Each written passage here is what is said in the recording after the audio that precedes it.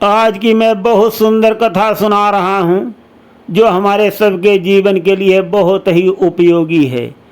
धरती का नाम पृथ्वी कैसे पड़ा और धरती के अंदर कोई भी बीज बो दो तो क्यों पौधा उगता है, धरती माता क्यों नहीं छुपा पाती और बिना राजा के धरती माता जो हैं अन्न देना बंद कर देती हैं। आज हम अत्यंत रहस्य भरी कथा आप सभी को सुनाने वाले हैं और ये भी बताएंगे कि कौन से राजा के नाम से धरती का नाम पृथ्वी पड़ा, कौन वो महाप्रतापी राजा थे। सारा हाल कथा में सुनिए। प्रस्तुत है कथा। महान भक्त ध्रुव का नाम तो आप सभी ने सुना ही होगा और उनकी कहानी भी हम प्रस्तुत कर चुके। उन्हीं के वंश में बहुत बड़े बड़े सम्राट हुए, बहुत बड़े बड़े महाराज हुए जिनकी कीर्ति आज तक विद्यमान है। उन्हीं में एक राजा अंग थे। महाराज अंग बहुत ही धार्मिक और सरल स्वभाव के थे। वो वेदों और सिद्धांतों का पूर्ण रूप से पालन करते थे। देवतागण भी उनसे बहुत प्रसन्न थे। पृथ्वी भी खूब फल फूल रही थी, चारों तरफ खुशहाली थी। प्रजा जो थी वो बहुत ही खुश थी, बहुत ही प्रसन्न थी। दोस्तों, जहाँ फूल होते हैं वहाँ कांटे अवश्य होते हैं। तो उसी प्रकार राजा अंग की जो पत्नी थी वो मृत्यु की बेटी थी, मृत्यु की पुत्री थी राजा अंग की पत्नी। और मृत्यु को आप जानते ही हैं को हम सबको मारने का ही काम करती है। उनके एक बालक था, उसका नाम बेन था। वो बालक जो है अधिकतर समय अपनी माँ के पास ही बिताता था और माता मृत्यु की बेटी थी। उसका अंतर्मन भी कलुषित और विकृत था।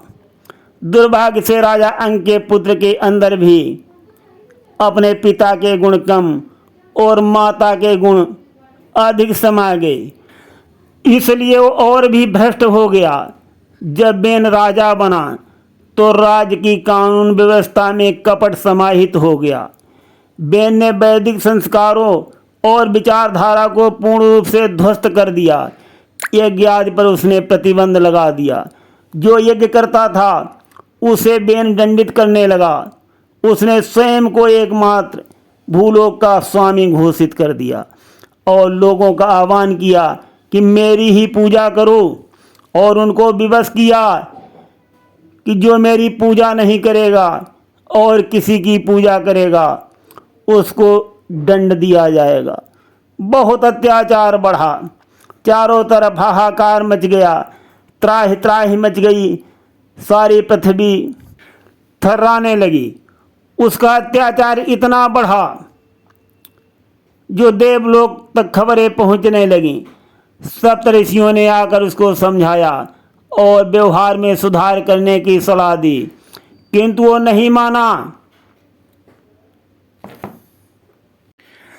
जब नहीं माना तब सप्त ऋषियों ने उस पर दबाव बनाना शुरू किया और कहा कि सात परंपरा को फिर से स्थापित करके ब्रह्मा विष्णु और शिव की सर्वोच्चता को स्वीकार करो। उन्होंने बेन को यज्ञ की अनुमति देने के लिए भी कहा, क्योंकि यज्ञ से ही राजा और प्रजा दोनों को लाभ होता है। दोनों को लाभ होता है यज्ञ करने से, राजा को भी और प्रजा को भी। यज्ञ से ही देवताओं को भी भोजन मिलता है और देवतागण जो हैं वो राजा और प्रजा को आशीर्वाद देते हैं बदले में जब उनको भोजन मिलता है। सप्त ऋषियों ने कहा कि तुम भी वही कानून का पालन करो, परंतु बेन जो है वो स्वयं को ही ईश्वर कहता था। बोला, मैं ब्रह्मांड हूँ। बेन ने घोषणा कर दी, मैं ही यज्ञ पुरुष हूँ, सबसे महान मैं ही हूँ, मेरे में समस्त देवताओं का वास है, फिर मैं किसी के आगे क्यों अपना शीश झुकाऊं। ऋषि समझ गए किसके अंतर मन में पूर्ण रूप से अंधकार छा गया है, ये किसी की नहीं मानेगा। यदि अधिक समय तक जीवित रहा तो न्याय व्यवस्था को गंभीर आघात पहुंचेगा। इसलिए ऋषियों ने एक तिनका उठाया और उसे अभिमंत्रित करके बेन के ऊपर छोड़ दिया। बेन की तत्काल मृत्यु हो गई। सप्तऋषियों ने सोचा कि एक समस्या तो दूर कर दी, किंतु इससे दूसरी समस्या अब उत्पन्न हो गई है। वो सोच रहे हैं, उन्होंने पृथ्वी को अत्याचारी बेन से मुक्ति तो दिला दी है, किंतु साथ ही पृथ्वी को राजा से भी विहीन कर दिया है। अब पृथ्वी पर कोई राजा नहीं रहा जब बेन की मृत्यु हो गई। बेन का कोई पुत्र भी नहीं था और वेदों के अनुसार राजा के बिना भूमि समृद्ध नहीं हो सकती। उन्हें जब कोई अन्य उपाय नहीं सूझा तो ऋषियों ने एक उपाय बताया।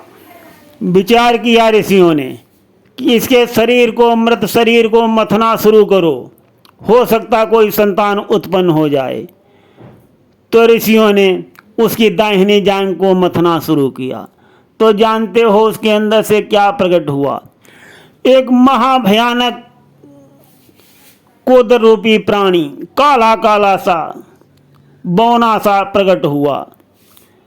तो ऋषियों ने सोचा कि इसके अंदर जितना भी तामसी भाव छुपा हुआ था वो सब बाहर आ गया है और इस प्रकार से बेन के अंदर जो बुराई जन्मी थी वो बाहर निकल गई है और उसका शरीर जो है सब जो है वो शुद्ध हो गया है।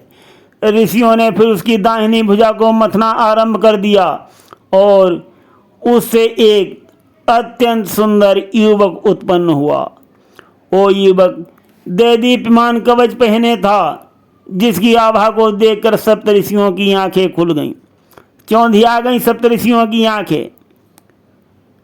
और भूलोक के इसमें राजा को उन्होंने नाम दे दिया पृथु। और जैसे ही सप्तऋषियों की मेहनत से पृथु का जन्म हुआ, पृथ्वी आनंदित हो उठी। सागर, महासागर और जितनी भी नदियां थी सब ने पृथु महाराज का अभिषेक किया। सुंदर सुंदर रत्न और आभूषण भेंट किए।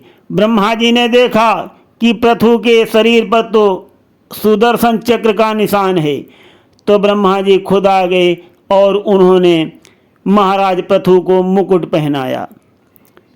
उन्होंने कहा कि तुम प्रथम चक्रवर्ती सम्राट बनोगे, चारों दिशाओं के स्वामी बनोगे।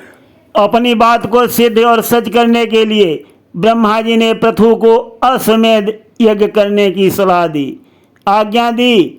इसके लिए उन्होंने बताया, एक अश्व को भूलोक में विचरण करने के लिए खुला छोड़ दो, उस अश्व को सब जगह घुमाओ और जो तुम्हारा प्रभुत्व स्वीकार कर ले तो ठीक है, और जो तुम्हारा प्रभुत्व स्वीकार न करे तुम्हारे घोड़े को पकड़ ले, उसको युद्ध करके उसको पराजित करो। और ब्रह्मा जी की आज्ञा को मानकर पृथु ने ऐसा ही किया और उन्होंने अश्वमेध के लिए घोड़ा छोड़ दिया। घोड़ा जो है निकल पड़ा। देवराज इंद्र ने जब अश्वमेध घोड़े को देखा तो उनको जलन उत्पन्न हो गई। वो सोचने लगे, अरे भूलोक पर मनुष्य भी इतना अगर बलवान हो जाएगा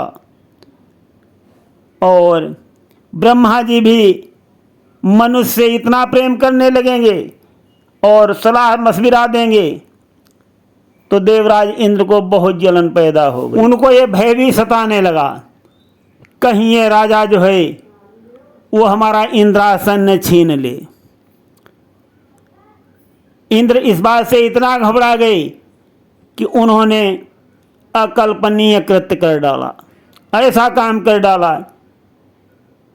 उन्होंने महाराज पृथु के अश्वमेध यज्ञ के घोड़े को चुरा लिया। पृथु को जैसे ही सूचना मिली कि घोड़ा तो गायब हो गया है और पता नहीं किसी ने चुरा लिया है, नहीं दिख रहा है घोड़ा, पता चला कि देवराज इंद्र चुरा ले गए हैं, तो पृथु ने अपनी सेना को देवराज इंद्र का वध करने के लिए मार देने का आदेश दे दिया। और उनकी सेना जो है उसने देवराज इंद्र पर आक्रमण कर दिया। और इधर देवराज ने अपने बचने का उपाय पहले ही सोच रखा था। जैसे ही सैनिकों ने आक्रमण किया, देवराज बचने के लिए साधु का रूप धारण करके सेना के सामने आ गए।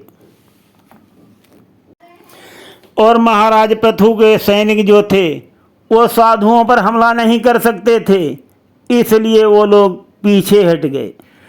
जब देवराज का छल महाराज पृथु को पता चला तो उनका क्रोध फूट पड़ा और उन्होंने देवराज इंद्र की हत्या करने का निर्णय कर लिया।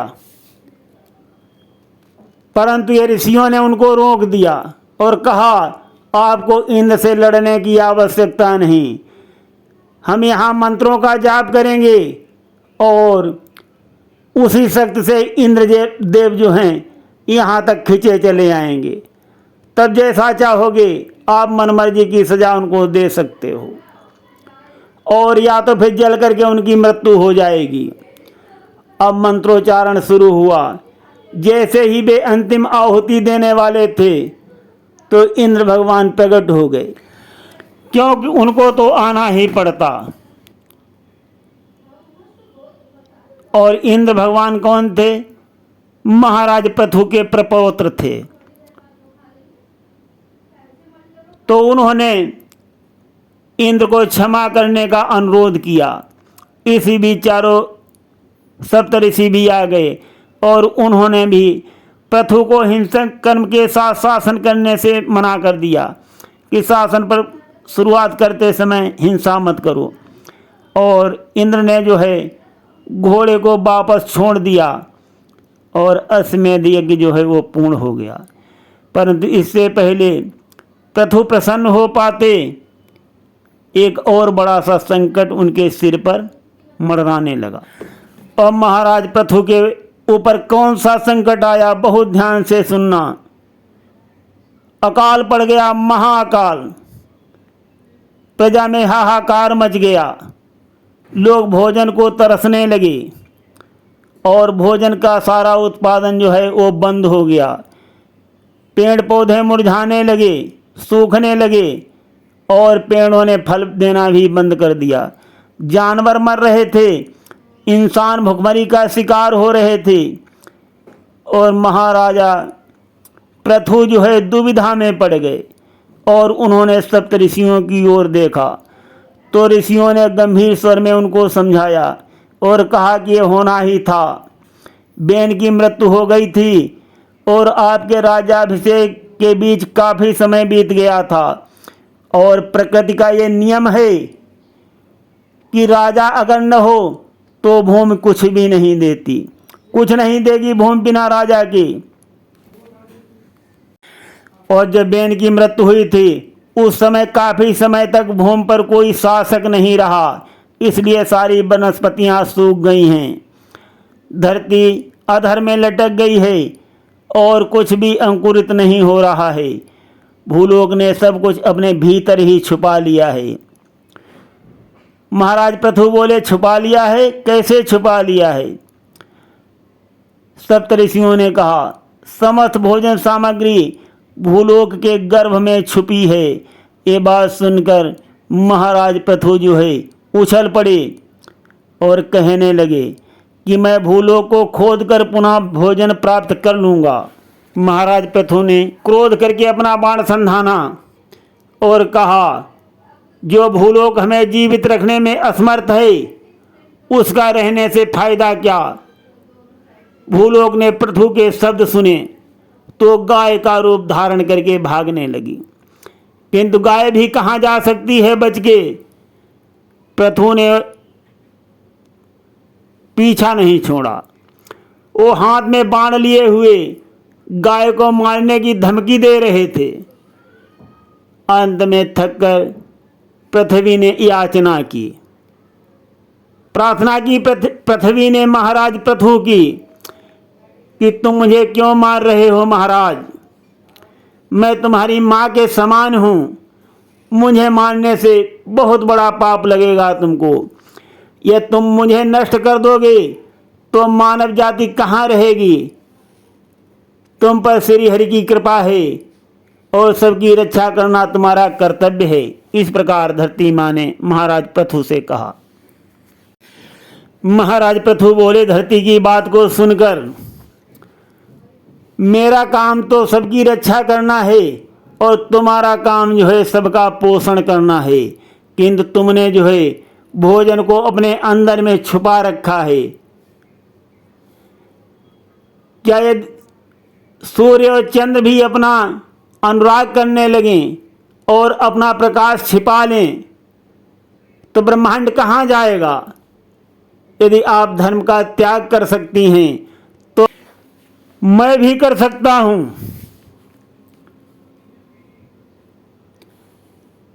आपके कारण मेरे लोग मर रहे हैं, इसलिए मैं आपको मार दूंगा, आपका वध कर दूंगा, आपका उदर भेद कर उसमें छिपे सारे संसाधनों को मैं बाहर निकाल लूंगा। भूलोक ने कहा, पृथ्वी ने कहा, मैंने कभी अपनी संपत्ति को साझा करने से मना नहीं किया है। यहाँ तक कि जब स्वर्ग में देवता भूखे रह गए थे तब भी मैंने सभी को यथासंभव भोजन उपलब्ध कराया था, परंतु मैं केवल राजा के होने पर ही भोजन प्रदान कराती हूँ और राजा की उपस्थिति अनिवार्य है। बेन की मृत्यु से पृथ्वी पर कोई राजा नहीं रहा था, इसीलिए मैं सब कुछ नहीं दे सकी, किंतु अब आप मेरे स्वामी हैं तो मैं फिर से भोजन को प्रदान करूंगी। पृथु सोच में पड़ गए। उन्होंने भूलोक की ओर देखते हुए सिर हिलाया। आप केवल प्रदान ही नहीं करेंगी, हम भोजन को खींचकर बाहर भी निकालेंगे। पृथु महाराज की बात को सुनकर भूलोक ने कहा, बाहर निकालेंगे? कैसे बाहर निकालेंगे?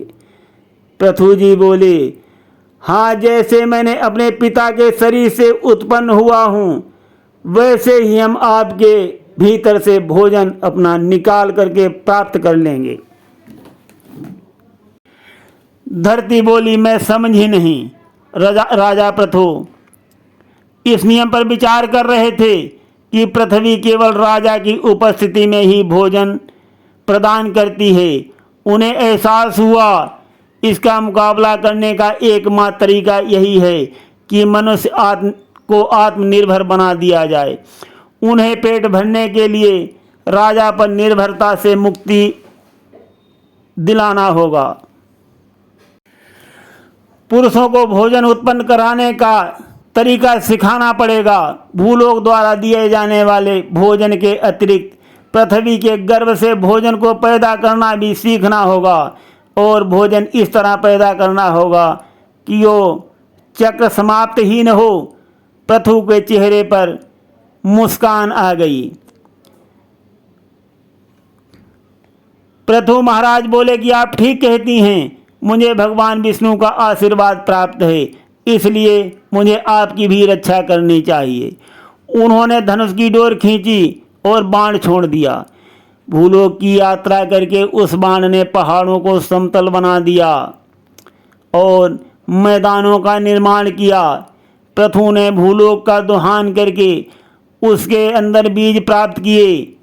उसने निर्देश दिया और जल्द ही सबने मिलकर भूक्षेत्रों को खेतों में बदल दिया। उन्होंने बस्तियों का निर्माण किया और पशुओं का पालन भी आरंभ किया। मानव जाति खेती करने लगी है। वो अनाज और धान उगा रही है और फसल की कटाई भी कर रही है। भूलोक को समृद्ध बनाने में मनुष्य की बहुत बड़ी भूमिका है और मनुष्य निष्क्रिय भी नहीं बैठा है। पृथु महाराज ने भूलोक को बदल कर रख दिया था। उन्होंने कृषि का काम आरंभ किया।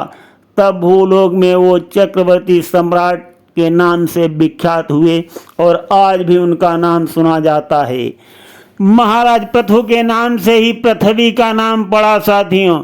और जैसे जन्म हुआ, जो भी कथा के रहस्य थे, सारे रहस्य मैंने कथा में सुना दिए। सुनते रहिए गिरीश अध्यात्मिक ड्रीम में। धन्यवाद। पौराणिक कथाएं, आध्यात्मिक कथाएं, मार्मिक कथाएं, बहुत ही उपयोगी हिंदी कथाएं सुनिए गिरीश अध्यात्मिक ड्रीम में। धन्यवाद।